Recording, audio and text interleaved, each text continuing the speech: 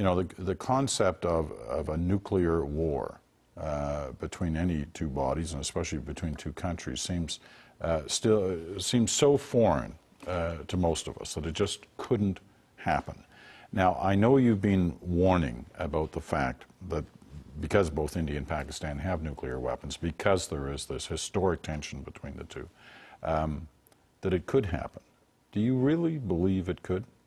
Peter, I do. When my first book, War at the Top of the World, came out, we talked about this very issue, and I said I was so concerned about it because I had been on the line of control that divides Kashmir between the Pakistanis and the Indians. I've been under fire many times in the trenches and bunkers and things like that, and there's almost constant fighting going on. It's died down now, but it ebbs and flows.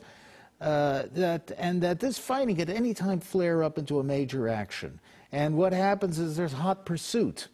And the Pakistanis invaded Indian Kashmir the last time and caught the Indians napping, and that almost resulted in a major war. So the flare-ups and fighting along trench lines is a long way from pushing the button. Well, here's how it could develop, though.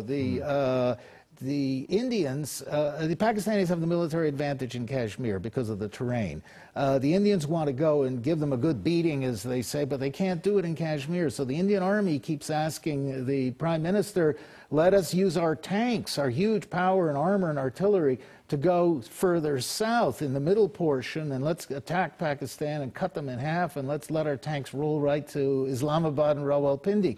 Well, Pakistan is like Israel. It's wasp-wasted, and it has no strategic depth. So if the Indians ever get mad enough to stage a major ground attack into Pakistan to punish it for a major, let's say, a major terrorist attack inside of India, the only way Pakistan can stop an Indian attack is through tactical nuclear weapons, and we know that could quickly escalate into nuclear war. If India was ever able to prove that Pakistan was behind what happened in Mumbai, is that the kind of thing that could make it? Yes, exactly, Peter. India's taken a pounding. It's had major cities attacked. The Indian Parliament building was attacked by this Jaish or Lashkar-e-Toiba, one of the Kashmiri extremist groups.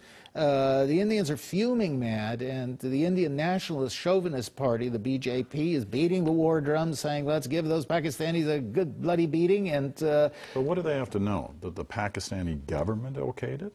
Or that, you know, is a rogue wing within inside the intelligence service enough for India to launch an attack like that? I can't say what the proof would be. They'd had to get somebody on TV who said, you know, I'm from Pakistan, and I did, like they were just saying with the Mumbai attack, that the attackers came from a boat that had sailed from Karachi. I don't know whatever happened to that story, but it was something like that. Fortunately, though, the Indian government is very conservative, particularly the Congress Party, and India's military is very conservative too. And they've tried to avoid a military confrontation. But you know, this thing over Kashmir has been going on since 1947. Tensions are very high now.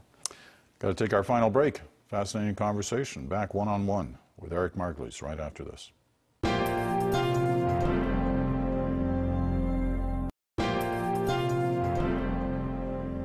And we're back for Final Thoughts one-on-one with author Eric Margulies. His new book, American Raj, right here, resolving the conflict between the West and the Muslim world. Do you actually resolve the conflict here in this book?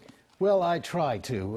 That's kind of presumptuous, but you know, I've been watching the Muslim world for 50 years now, and I feel it's time that I at least present what I think is a solution. What I put there at the end of my book is the steps that the President Obama should or could take to end the confrontation with the Muslim world, to end the violence between the West and the Muslim world, and to end this growing religious intolerance that we're feeling, and to bring us back. I call the subtitle of the book is Liberation or Domination, and it is really to help liberate the Muslim world from its backwardsness and from the dictatorial regimes that rule it. Okay, well, I'll let those who will buy the book decide on how they feel about the ideas that you come up with on that front. But tell me about Barack Obama, because you've already suggested in our conversation that you think he's the person who could lead the way to some kind of resolution on perhaps the Kashmir front. But on the larger question of resolving that conflict between the West and the Muslim world, Why do you think he could be the one to actually do that? Well, he's an incoming president with a powerful mandate. He said he wants to do something about the Arab-Israeli conflict, which is the 800-pound gorilla in the problems between the West and the East. He seems to have an open mind. He's a cultured man. He's intellectually understands the situation. Unlike President Bush, apparently took one trip, Holy Land tour in his whole life, and that was his sum total of his knowledge.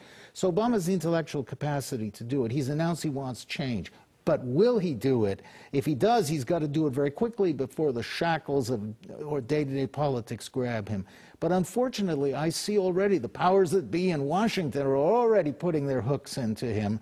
And he's saying things that seem to be backtracking from his electoral pledges. So the whole world is waiting. But I'll tell you, I've never seen an American president come with more hope and expectations from the rest of the world, and particularly the Muslim world, that here's a man who's going to understand us and who's going to bring us justice and do something positive. Eric, it's always good to talk to you. I love listening to your thoughts on some of these crucial issues that are facing the world. Good of you to join us once again. Thank you. My pleasure, Peter. And thanks to you as well. We'll be back one-on-one in 7 days.